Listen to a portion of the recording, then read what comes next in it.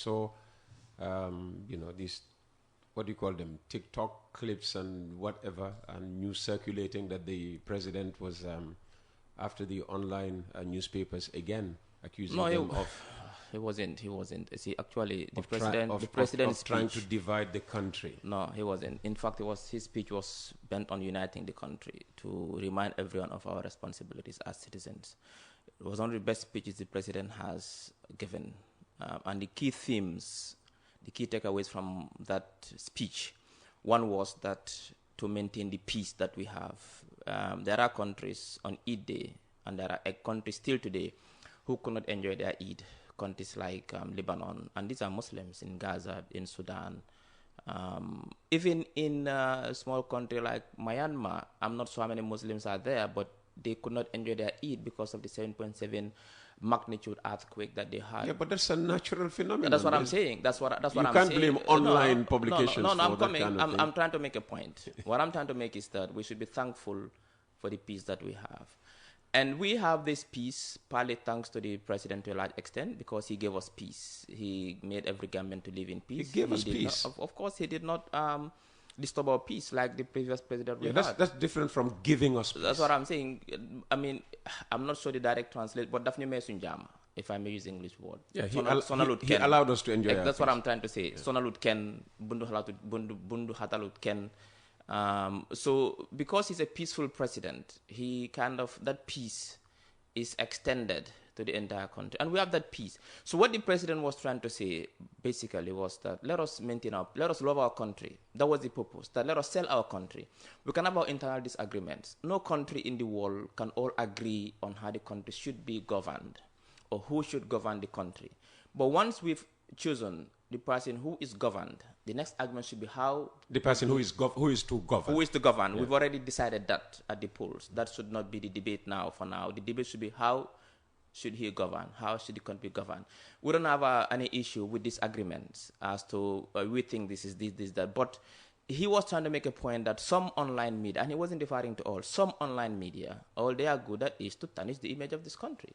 And that all they publish is negative news, bad news, and no good news. And you cannot tell me that all is doom and gloom in this country. There are some positive, there are challenges clearly, but there are also achievements that we think that the media should be able to also promote the country. That was the point the president was trying to raise, and not in any way trying to divide the country or to attack the media. No, the president has no such intention. And like Peter, I'll repeat it here today, this government of His Excellency is the most accountable, most transparent government since independence. And that is a fact. Nobody can deny that. And under His Excellency's leadership, the media is much more freer now than ever before. And we respect this media, and we are going to make sure that we maintain it, and we are going to support it. And we'll give our last blood to ensure the media remains free and not muzzled. And not muzzled. So that is a fact. So he would not do anything to spoil that. He cannot make a good legacy and start to destroy. What he was trying to make a point is that the media, you have a responsibility. Yes, report, hold us accountable. That is why we are transparent. We have come up with initiatives to make sure that we come up with what government is doing. But when you report, be fair in your reporting. That's all he's asking for. Be fair in your reporting. Yes, when things go wrong, report it. But when also we do good things, it also report them. But there are some media, clearly, when you look at their line of reporting, the trend is that all they report is negative, nothing good. When something good, even if you send it to them, they won't report it. They'll just put it aside. But if it's negative, even if it's false, they just pick it from the gutters. They'll report it. Maybe that's their editorial policy. Every media house has its own editorial policy. And you people are put in government, all right, to achieve those achievements you are listing. We don't necessarily have to thank you for it. We don't necessarily We're not saying thank us. Have to acknowledge it. But we're not saying thank us. It's when you fail to do what you are elected into office for that every media house has the right to highlight. But let me... No, I don't agree with that.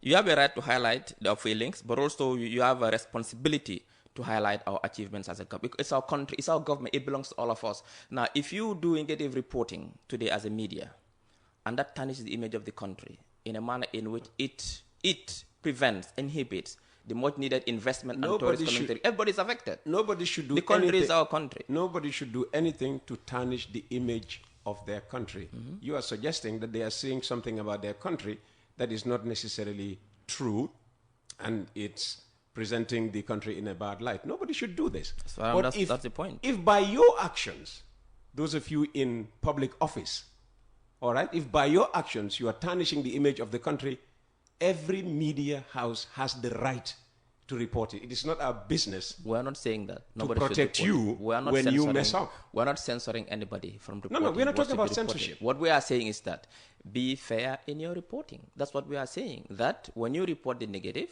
but also sometimes report the positive. I agree. You cannot act as a... There are some media houses today. You wonder whether they're a media house or they are how do you call it again? They are ancillaries. Again. Or auxiliaries of political parties. Again, this is why before giving out licenses, try to know what the media house is all about. The challenge is that most of the online media don't need licenses because the online media is not as regulated as the print media or say the TV media or the radio. I'm sure. So what we are going to do now is to find ways to make sure that we regulate the online media as well, because if you are in the business of broadcasting news to the Gambian people, you must be regulated. Oh, okay. So you are trying to find ways to regulate all online media. We cannot allow an anarchic system in the media. There must be ways to make sure that it is regulated just like everybody. They are competing with the radio stations. They are competing with the TV and the print. We are okay with that. Exactly. But the competition we don't have a problem. Well, let me say, West Coast Radio has no problem with that. As a government, we need to bring sanity into the way the media operates in this country. What chaos have they brought in? Because you're saying an anarchic situation. Because they're everywhere. You don't even know whether they're media or not. There should be there should be standards in anything that we do. There are no standards when it comes to the online media. There's no standards. Everybody can just open something and call it Peter Gomes online media, and you start reporting garbage. It doesn't work like that anywhere in the world. There should be some control. We're not going to censor anybody. Report, but be professional in your reporting. That's what we are asking for. And that's what we'll seek. How soon do you expect to put in these regulations? Well, we don't know yet, but we are looking at ways to make sure that we bring sanity into the media landscape. Definitely before the 2026 presidential election. Well, I cannot say when, but what we are saying is that we are going to bring sanity into the media landscape. Would you prefer that sanity to be in place before the 2026 presidential election? Well, we don't know yet. What I can tell you is that there will be sanity.